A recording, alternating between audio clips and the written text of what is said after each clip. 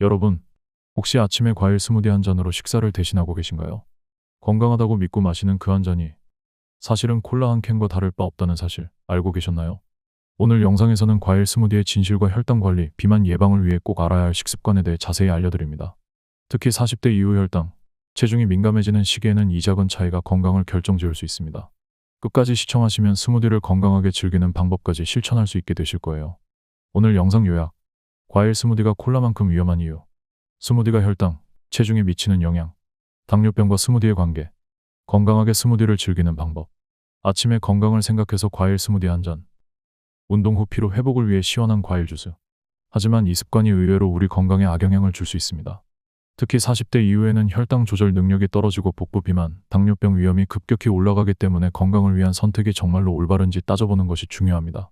그럼 지금부터 과일 스무디의 진실, 하나씩 살펴보겠습니다. 1. 과일 스무디, 왜 위험할까? 과일 자체는 분명 건강식품입니다. 하지만 문제는 가공 방식에 있습니다. 과일을 통째로 먹을 때는 껍질과 섬유질이 그대로 남아있어 당이 천천히 흡수되고 혈당이 완만하게 오릅니다. 섬유질은 포도당이 소장해서 급격히 흡수되는 것을 막아주는 역할을 합니다. 반면 과일을 갈아서 스무디로 만들면 이야기가 달라집니다. 블렌더의 강한 회전력으로 섬유질 구조가 대부분 파괴되면서 과일 속 당분이 훨씬 빠른 속도로 소화, 흡수됩니다. 결국 스무디는 혈당을 급격히 상승시키는 단순당 음료로 변해버리는 것입니다. 영국 도시대학병원의 내분비내과 전문의 데이비드 캐번 박사는 스무디는 콜라처럼 당 함량이 높은 음료라고 경고했습니다. 과일이든 액상과당이든 당이라는 본질은 똑같고 혈류에 미치는 영향 역시 똑같다고 강조했습니다. 실제로 시중에서 판매되는 스무디 한 컵에는 콜라 한 캔 약 9티스푼 분량과 비슷한 양의 당분이 들어있는 경우가 많습니다. 게다가 스무디 한 잔은 마시는 시간이 짧아 섭취 속도까지 빨라집니다. 단시간에 많은 당을 섭취하게 되면 혈당이 급격히 오르고 이후 인슐린 분비가 과도하게 증가해 오히려 더 빨리 허기와 피로가 찾아오게 됩니다. 궁금해하실 부분, 그럼 집에서 직접 만든 스무디는 괜찮지 않나요? 아쉽게도 집에서 만든 스무디도 본질은 크게 다르지 않습니다. 과일을 블렌더에 넣는 순간 섬유질이 대부분 분해되고 과당과 포도당은 더 빠르게 흡수될 수 있는 형태로 변합니다. 특히 바나나, 포도, 망고처럼 당도가 높은 과일 위주로 만들 경우 집에서 만들었더라도 혈당 부담은 결코 가볍지 않습니다. 또한 과일을 여러 종류 섞다 보면 한 잔 안에 들어가는 당분 총량이 생각보다 훨씬 많아질 수 있습니다.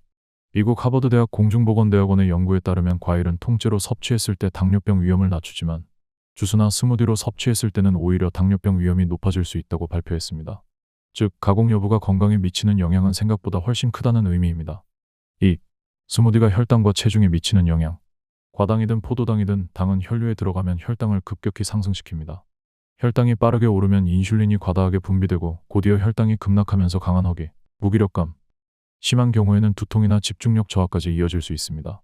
이런 혈당의 급격한 변동이 반복되면 인슐린 저항성이 생기게 되고 이는 결국 제2형 당뇨병으로 이어질 위험을 크게 높입니다.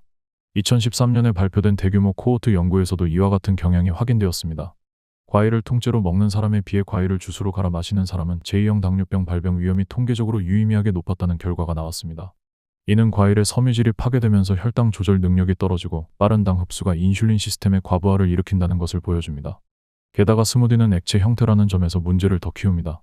액체는 고체 음식에 비해 소화와 흡수가 빠르기 때문에 포만감을 주는 시간이 짧습니다. 통째로 씹어 먹는 과일은 섬유질 덕분에 위에 머무르는 시간이 길고 포만감을 오래 유지시켜주지만 스무디는 이 과정을 건너뛰게 됩니다. 그 결과 스무디 한 잔을 마신 직후에는 잠깐 배가 부를 수 있어도 몇 시간 지나지 않아 금방 허기를 느끼게 되고 자연스럽게 간식이나 추가 식사를 하게 되어 하루 총 섭취 칼로리가 늘어날 위험이 커집니다. 결국 몸속 혈당 조절은 더 힘들어지고 체중 관리 역시 어려워질 수 있는 것입니다. 궁금해하실 부분, 그럼 스무디를 아예 피해야 하나요? 스무디를 반드시 금지해야 하는 것은 아닙니다. 다만 섭취 방법과 재료 구성이 중요합니다. 3. 당뇨병 위험과 스무디.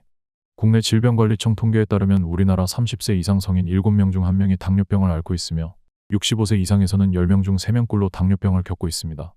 문제는 당뇨병이 초기에는 별다른 증상이 없어 대부분 본인이 인식하지 못한 채 지내다가 합병증이 발생한 후에야 병원을 찾는 경우가 많다는 점입니다. 대표적인 합병증으로는 망막병증으로 인한 실명위험, 신경병증으로 인한 손발 저림과 감각 이상, 신장병증으로 인한 투석치료, 심근경색이나 뇌졸중 같은 심혈관 질환이 있습니다. 이 중 어느 하나도 가볍게 볼 수 없는 무서운 합병증들입니다. 특히 당뇨병은 일단 발병하면 완치가 어렵고 평생 혈당을 관리해야 하는 만성질환으로 자리 잡게 됩니다.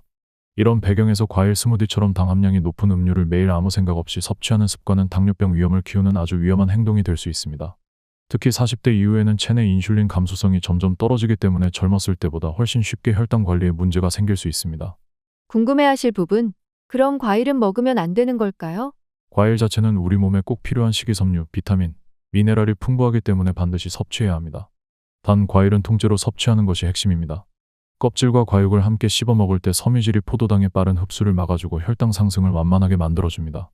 반대로 주스나 스무디처럼 갈아버리면 섬유질이 파괴되어 혈당을 급격히 높이는 위험이 커집니다. 따라서 과일을 드실 때는 되도록 통째로 껍질째 먹을 수 있는 종류는 껍질까지 함께 드시는 것이 가장 건강한 방법입니다. 4. 스무디를 건강하게 즐기는 방법. 그렇다면 과일 스무디를 무조건 끊어야 할까요? 꼭 그렇지는 않습니다. 몇 가지 주의사항만 기억하면 스무디도 건강한 식단의 일부가 될 수 있습니다. 첫째, 한 번에 많은 양을 마시지 않는 것이 중요합니다. 이를 섭취량은 한 컵, 즉 200에서 250ml 이내로 소량만 드셔야 합니다. 둘째, 과일만 가득 넣기보다는 채소와 과일을 1:1 비율로 섞어야 혈당 부담을 줄일 수 있습니다. 예를 들어 바나나 반 개에 시금치 한 줌을 추가해 물이나 무가당 두유를 넣어 만드는 방식이 좋습니다. 셋째, 추가로 설탕이나 꿀을 넣지 않고 자연의 단맛만 활용하는 것이 기본입니다. 넷째, 통째로 먹을 수 있는 과일은 굳이 갈지 말고 그대로 씹어 먹는 것이 더 건강한 방법입니다. 특히 사과, 배, 베리류처럼 껍질째 먹을 수 있는 과일이 섬유질 손실을 최소화할 수 있습니다. 궁금해하실 부분, 스무디가 부담스럽다면 무엇을 마시는 게 좋을까요? 가장 좋은 대안은 물입니다. 특히 갈증 해소를 위해서는 미지근한 물이나 무가당 허브티 또는 무향 탄산수를 선택하는 것이 안전합니다. 이들은 당을 추가로 섭취하지 않으면서도 충분한 수분 보충이 가능해 체중 관리와 혈당 안정 모두에 긍정적인 효과를 줍니다. 물이나 허브티를 자주 마시는 습관만으로도 군것질 욕구를 줄이는 데 큰 도움이 될 수 있습니다. 5. 일상에서 실천할 수 있는 작은 변화.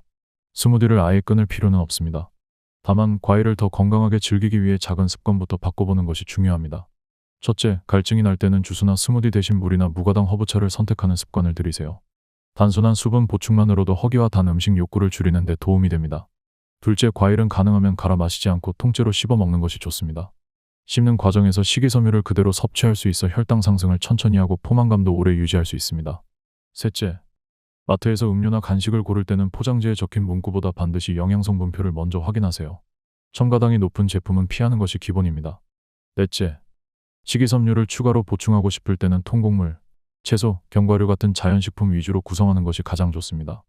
마지막으로, 만약 단 음료를 마신 후 금방 허기가 느껴진다면 추가로 빵이나 과자 대신 삶은 달걀, 견과류 같은 단백질 간식을 챙기는 것이 혈당을 안정시키는 데 훨씬 효과적입니다.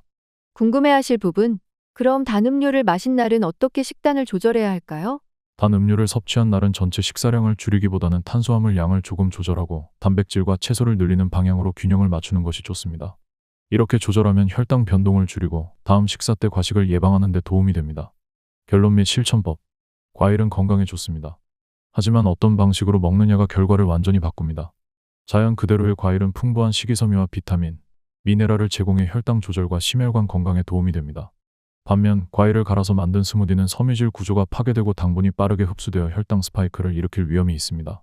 결국 같은 과일이라도 섭취 방법에 따라 건강에 미치는 영향은 크게 달라질 수 있는 것이죠. 오늘의 실천 요약입니다. 과일 스무디는 가끔, 소량만 섭취하기. 과일 스무디는 특별한 간식으로 가끔만 즐기고 한 컵 이내로 양을 제한하는 것이 좋습니다. 매일 마시는 습관은 당뇨병과 체중 증가 위험을 키울 수 있습니다. 과일은 가급적 통째로 씹어먹기. 씹는 행위 자체가 포만감을 주고 소화와 혈당 조절에도 도움이 됩니다. 특히 껍질째 먹을 수 있는 사과, 배, 베리류는 섬유질을 고스란히 섭취할 수 있어 더 좋습니다. 주스보다 생과일, 스무디보다 샐러드. 생과일 한 조각, 채소와 과일이 함께 들어간 샐러드를 선택하면 당 섭취를 줄이면서도 다양한 영양소를 균형 있게 섭취할 수 있습니다. 당류 섭취를 줄이고 식이섬유를 늘리기. 하루 식단을 점검할 때 얼마나 달게 먹었는가보다 얼마나 섬유질을 챙겼는가를 기준으로 삼아보세요. 식이섬유를 충분히 섭취하면 자연스럽게 당 흡수 속도도 조절되고 포만감도 오래갑니다. 정기적인 혈당 검사로 나의 상태 확인하기. 자신의 혈당 상태를 정확히 아는 것은 최고의 예방입니다. 특별한 증상이 없어도 1년에 한 번 이상 정기 검진을 통해 혈당 수치를 체크하세요. 특히 가족력이나 과체중이 있는 경우에는 더 자주 관리하는 것이 필요합니다. 스무디 한 잔. 선택의 차이가 당뇨병, 비만, 심혈관 질환을 막을 수도 있습니다. 가벼운 한 잔이지만 그 안에 담긴 당분과 혈당 변동까지 고려하는 지혜가 필요합니다. 오늘 영상이 도움이 되셨다면 좋아요와 구독 꼭 눌러주시고 여러분은 평소 과일을 어떻게 드시고 계신지 댓글로 알려주세요. 스무디를 더 건강하게 즐기는 나만의 방법이나 과일을 더 맛있고 건강하게 챙기는 팁이 있다면 함께 나눠주세요. 여러분의 작은 경험이 다른 분들에게도 큰 도움이 될 수 있습니다. 건강은 지키는 것이 아니라 매일 작은 선택의 결과입니다. 오늘의 작은 선택이 미래의 건강을 지킨다는 사실 잊지 마세요. 지금까지 일반인의 매일 건강이었습니다. 감사합니다.